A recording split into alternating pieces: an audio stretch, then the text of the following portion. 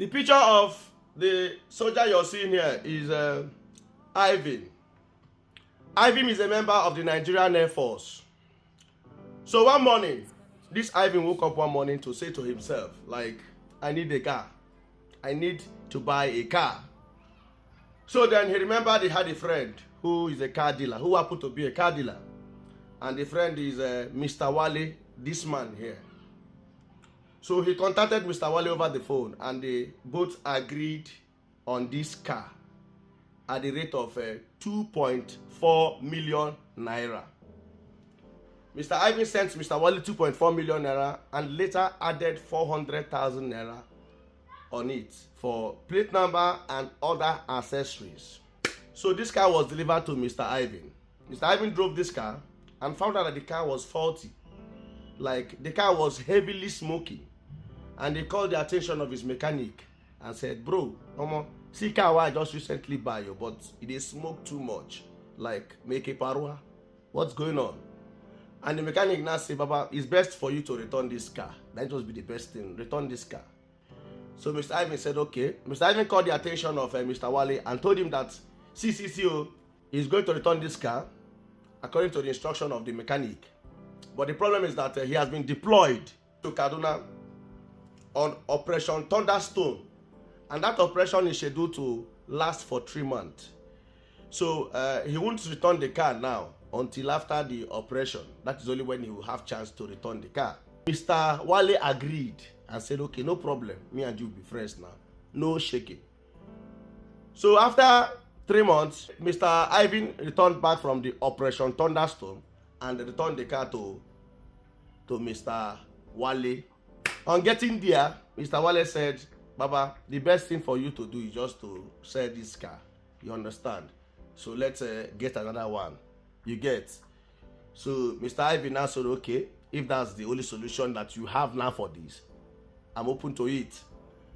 Then he told Mr. Wale to sell the car, that this is the amount he wants to sell the car. He bought the car for 2.4 and spent extra 400,000 naira. But he's ready to let that 400,000 naira go. So he wants to sell the car for 2.4. Chicken now. So Mr. Wale said, okay, let's see what the market will bring. Then Mr. Ivim entered the bus and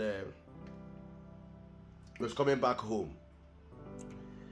Unfortunately for him, the bus had accident. The bus had accident.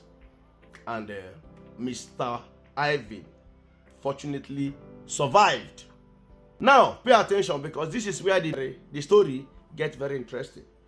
So, Mr. Wale heard of the accident which Mr. Ivim had, and he thought Mr. Ivim died from the accident. Mr. Wale sold that car and fled to Canada. That is where he is currently staying now. He fled to Canada. This thing is happening around 2023, ending of 2023. So January 2024, Mr. Ivim called Mr. Wale over the phone. Mr. Wale was shocked that Mr. Ivim survived that accident. So after they spoke, Mr. Wale now told Mr. Ivim that I'll talk to you later. That later was Mr. Wale blocking Mr. Ivim. Then Mr. Ivim contacted me, told me this whole thing that happened.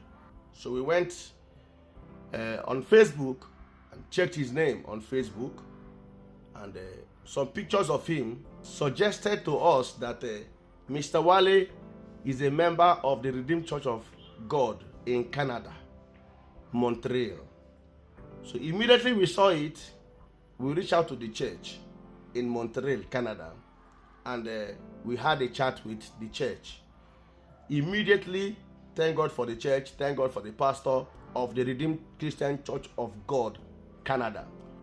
Fortunately for us, the pastor happens to know Mr. Wale.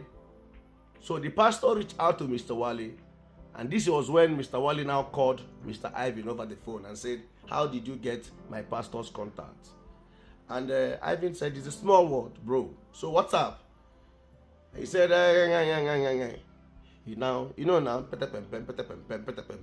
so in fact, Ivim was not even understanding anything that Mr. Wale was saying. So after that day call, he blocked him again. And this is when I said, okay, don't call him again, let me take it from here. So I called him, asked him what really happened. He told me his own side of the story, which is similar to what Ivim told me. The only difference is that he refused to admit that he fled to Canada after hearing that Mr. Ivim had an accident, which I know he will never admit. But cool. I said, okay, so how are you going to do it now? How much did you sell the car for? He said, he told me that he sold the car for 1.2. I said 1.2? What is 1.2? Somebody that owns the car asked you to sell the car for 2.4. So how come did you not sell the car for 1.2? Did you contact him that you wanted to sell the car for 1.2? He didn't say anything. I said, bro, this is it. This guy said he will sell the car for 2.4. And this is what you will return. You are to pay 2.4 million. The least I can do for you is to talk to him and tell him to accept 2 million from you. And after everything, I spoke to Ivim. Ivim said no problem because I'm inside the thing now. He will accept that 2 million naira. So then I told this guy to start paying. How do you intend to pay? He says he's going to pay via installment every month to 200,000 naira a month, which he had paid. Total money he has paid is 1.2 million naira. So why I brought this thing out now is because this guy called Mr. Wale is supposed to balance 800,000 naira. And now he sent me a message of 300,000 naira balance. So he want to pay 1.5 for you being a criminal. Because what you did was you played smart. You thought this guy was gonna die in the accident. You sold the car. You claim to sell the car for 1.2. So why didn't you agree to pay 1.5? If that's the case, I want to tell Mr. Wale that what you will pay is your balance is 800,000 naira. And I'm still going to reach out to the church again. The pastor has been so kind and good to us. Anytime we reach out to him, he answers us. This time around, wherever you are, Mr. Wale, your balance to Mr. Ivim is 800,000 naira. It's not 300,000. It is 800. And that 800,000, you will surely pay. Na gemaka. Wallahi to lie. Say kabia kuding na. Na resi di Allah. Wallahi to lie. Wallahi to lie. Na resi di Allah. Say kabia kuding. 800,000 and now you go pay. Now be the money. The way you pay this money is what you don't know, but you will pay. Inshallah, you must pay that 800,000 naira is what you pay. God bless your heart.